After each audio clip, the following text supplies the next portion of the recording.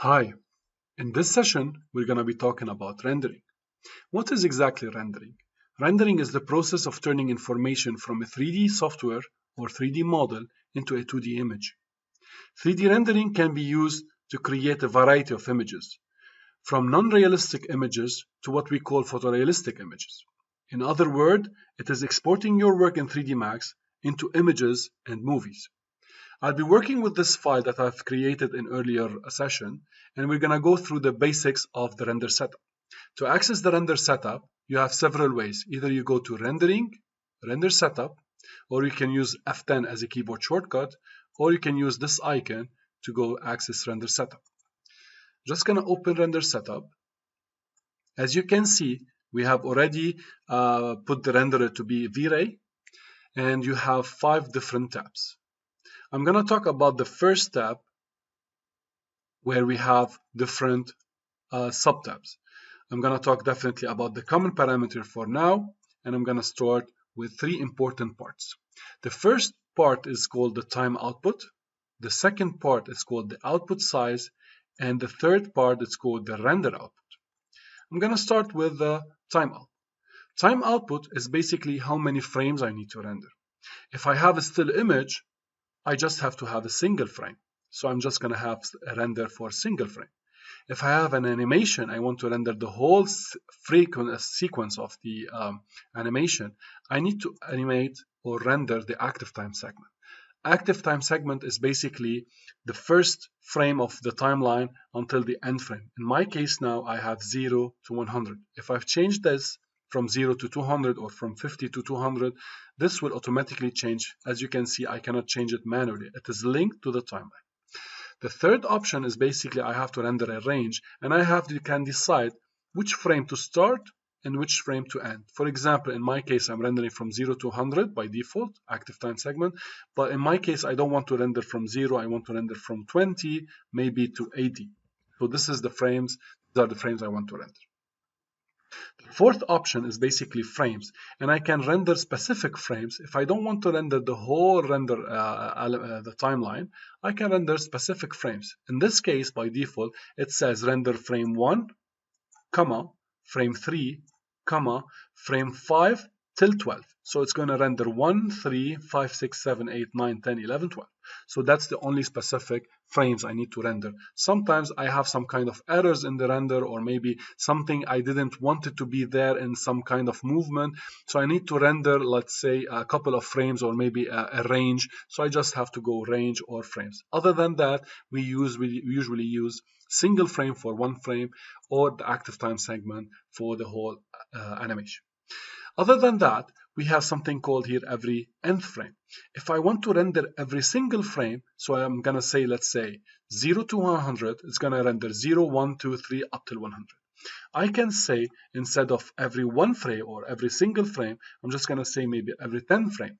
So it's going to render 0, then 10, 20, 30, 40, 50, 60. Sometimes I don't want to render the whole sequence for now. I just need to do some kind of test. So I'm just going to say, let's say every 10th frame, or maybe every 25 frame, or maybe every 50 frames. And then I'm going to have an idea about the whole animation and all the frames they're going to look like. So I can make sure if everything is correct. And then I will end up rendering every single frame and render the whole animation.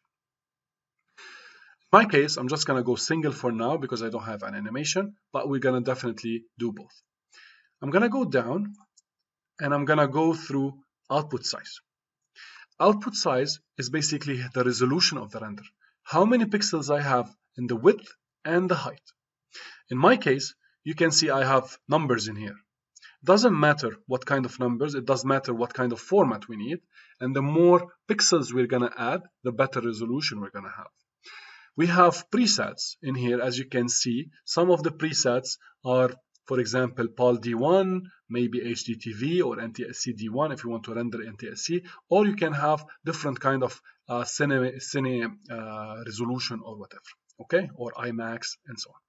So in my case, you can just go custom and just input the numbers you want. As you can see, because I have in here the camera, as you remember, it has show say frames. So now everything I'm going to change in here it will affect my render. So now I'm playing with the width without the height. As you can see, if the width is very small, the height is very long, so it's going to be a very long render. And if I want it to be maybe some kind of cropped like this, the width is much bigger than the height. Definitely, these are like very specific renders. But if I want a format, for example, I want it to be squarish, okay, all I need to do have the image aspect ratio to be 1, be square, 1 by 1. And I can lock this, and I can lock also the pixel aspect, which we're not going to talk through it now. But now if I go through these values, as you can see, they are locked and nothing will going to change. That's for sure, even if I have, let's say, a format, something like that, an HD TV format, so it's locked. If I make it lower in res or high res, nothing, the format won't change because it is locked. So this is the first thing to worry about the output size, is basically to go and set your resolution. Okay, definitely we're gonna go through in just in a few seconds. We're gonna go through how to render if I want to have some kind of print render, the format for printing. The third option is basically where to render it and what kind of format. So I'm just gonna go files. I set where to render it. For example, I'm gonna render it on the desktop. What's the format I want it for? For example, I'm gonna name it Marwan. Okay, and the format is basically depending on what you need. If you want an image, you can render something like JPEG, you can render something like TIFF or Targa, or any other advanced formats. Definitely you can render an animation as an AVI or a .move if you want it to be completely exported from 3D Max as a movie. As for if you want it to be exported as a sequence images, you can definitely render it as an animation, as a JPEG or a TIFF, and then import it into another software to compile it and export it from there as a movie. So in my case, I'm just going to render it as JPEG. For example, I'm going to place it on my desktop. Save. It says, asks me exactly what kind of quality I want. I want it to be the best quality, knowing that the JPEG format is a compressed file, so it won't be the best quality we're going to get, but it's like a very good format used on the internet. So I just set my save where I want it to be and my format. So it's going to be JPEG and it's going to be on my desktop. That's perfect. So now I set where to render and the format I want, and I've just set I need a single frame. And I've set my output size. But what if I want this to be on a format size, which is, let's say, a letter size or an A4, or depending on which format you're using. I don't know how many pixels it's going to be. What I can do, I can go here, rendering, print size assistant, and I'm going to access the print size wizard. As you can see, the render setup just closed up because these two windows are linked together. Either I work in here or I work in the other one. In this case, all I need from this window is just take the paper size. And you can see you have different types of paper size. If you're working with letter or you work with A4 format, it depends which one. So I'm going to choose, in my case, A4 format, and it will give me how many pixels it's going to be in terms of width and height. Okay, I can just go in here and render if I want. So you can render it as a portrait or a landscape, A4. You can have how many DPI if you want to print it out. So let's say 300 is kind of very good, 300 DPI. And you can save the file, and you can set the file in here, and you can save alpha channels or compress the file, and then you can render from here. In my case, I'm not just going to touch anything. I just need my paper size, and I'm going to go render setup again. What's going to happen, everything is going to stay the same except for this. It's going to be custom now, and as you can see, the width and height have already changed. So this is the format of an A4. I can lock these, make sure nothing's going to change. If I want to render maybe a smaller value, just to make the render to be quick, something like that.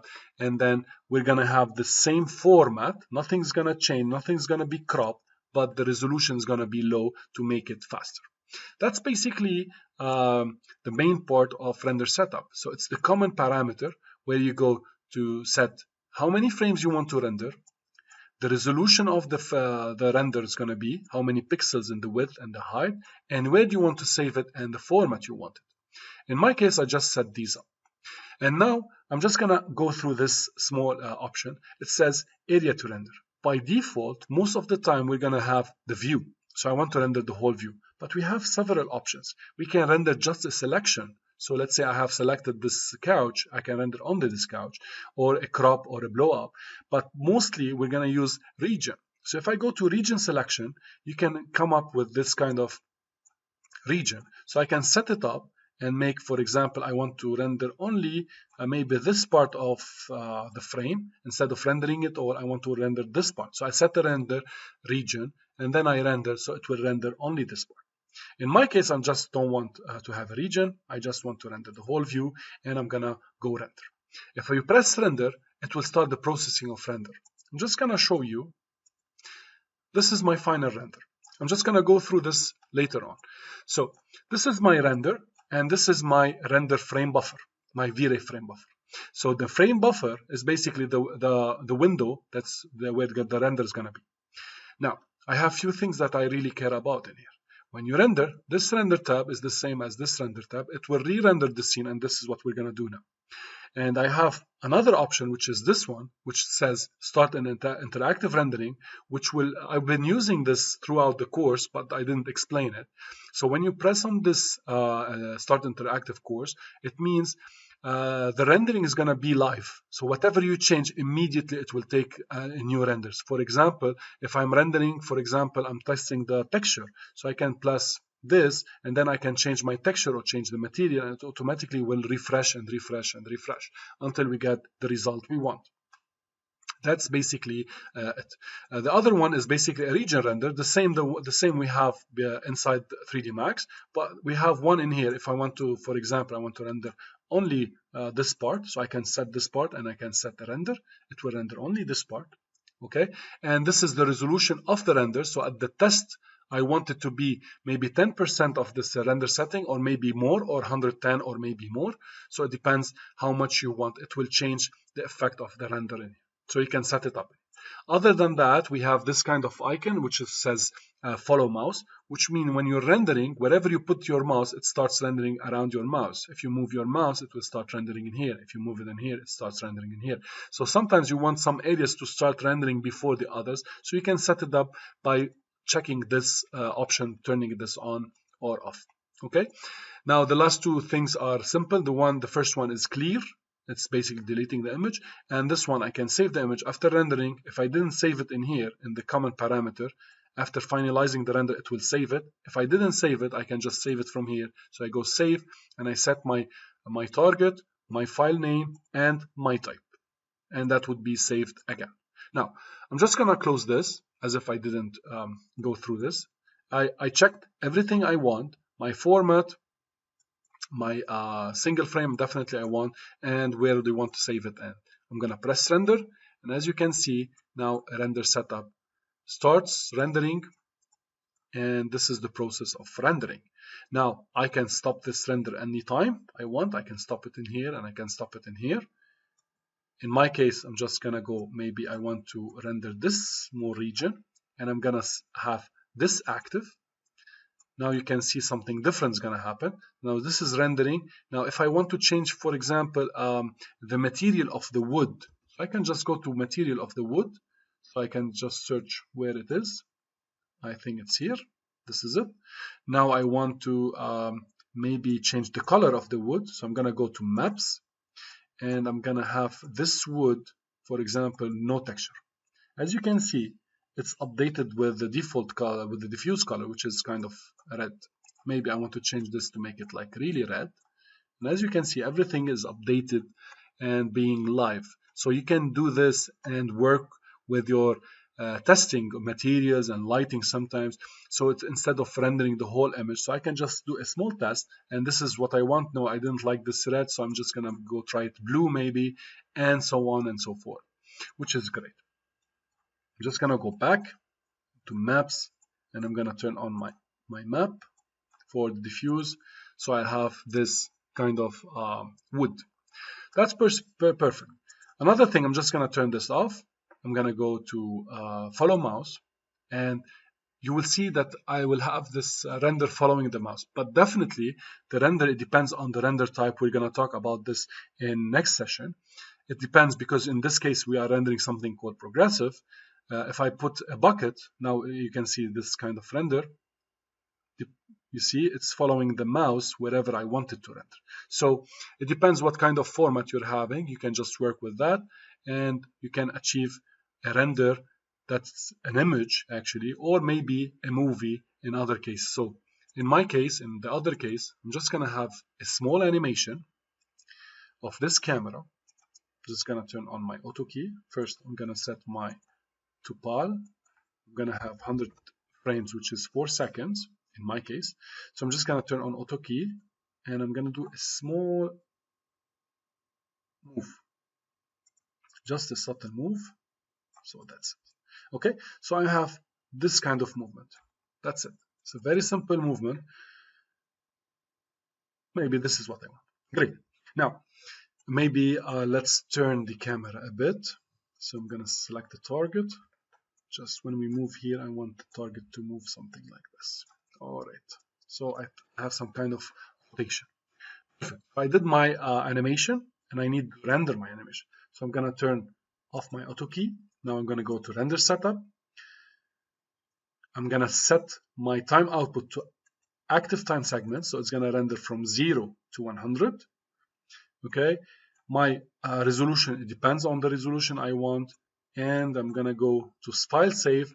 Instead of having it as TIFF, in my case, I will render them as TIFF, and then I will work with other software such as Premiere or After Effects.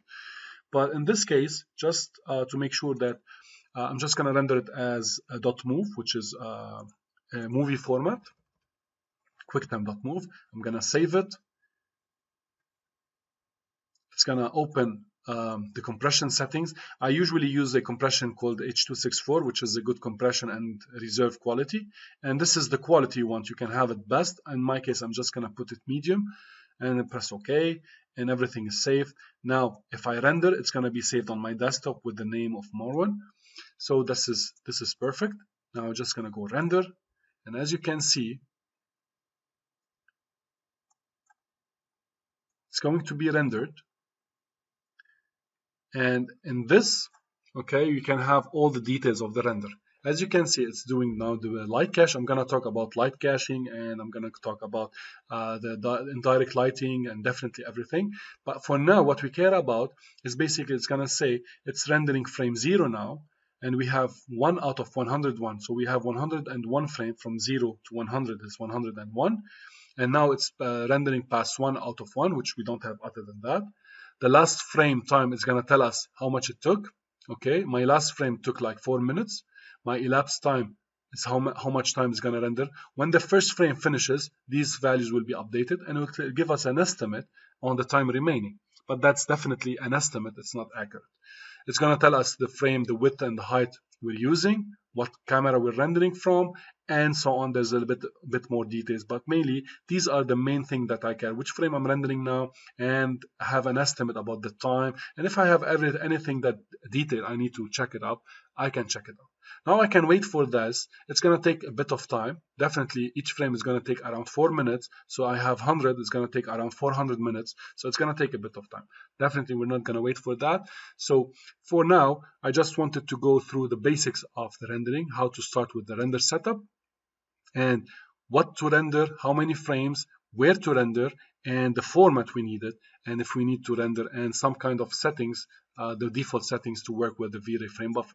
In the next course, in the next session, sorry, I'm gonna be talking about the details of V-Ray render and how we can make the quality to look better in our renders to get more better quality renders in the V-Ray.